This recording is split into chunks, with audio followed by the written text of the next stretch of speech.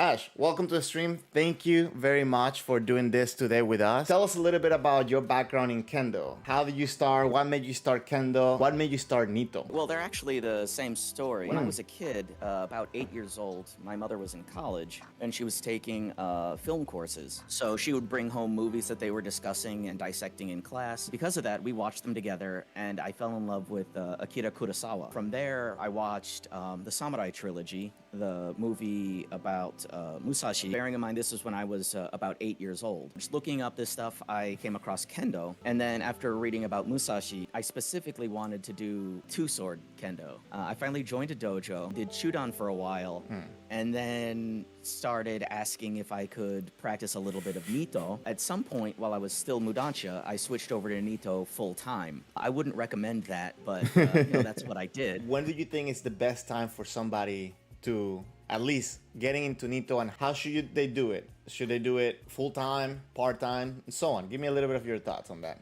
Well, in Japan, a lot of people start when they're children, and through elementary school and middle school, they'll practice at school and do taikai.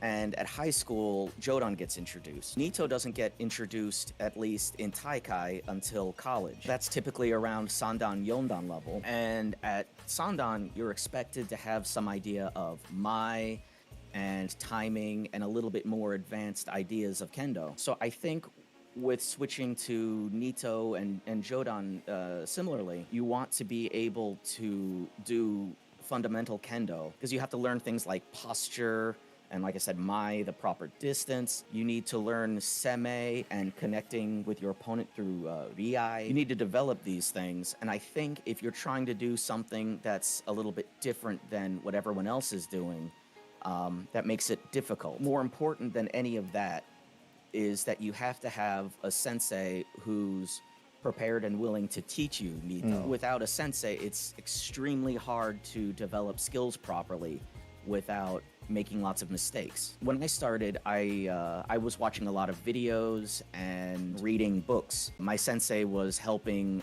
develop some ideas about adapting Jodan waza into Nito. And it wasn't until slightly later that I got to meet the sensei from Musashi Kai, where I got specific Nito instruction that sort of put everything together. In my opinion, Sandan Yondan is a good area to start Nito, but it's really up to your sensei and dojo to determine whether you're at a place where you can take advantage of that type of training. Avi, he does Nito as well. He's in Greece. Avi, remind me, you're going for Sandan, right? He's asking, should he take his Shinsa in Nito? I don't think I'm necessarily qualified to answer that.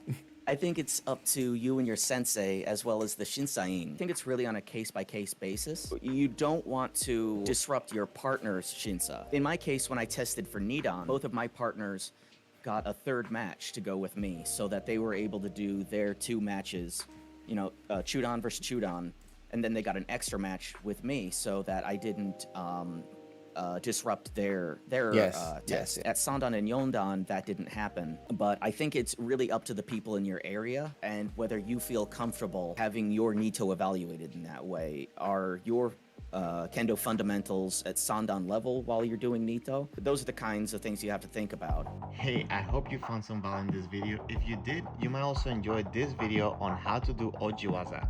Also, remember that you can be part of my streams. All you have to do is make sure that you're subscribed so you know when I go live or when I post new videos. If you enjoyed this video, please hit the like button and share it with someone you want their Kendo to improve. Thank you very much for watching.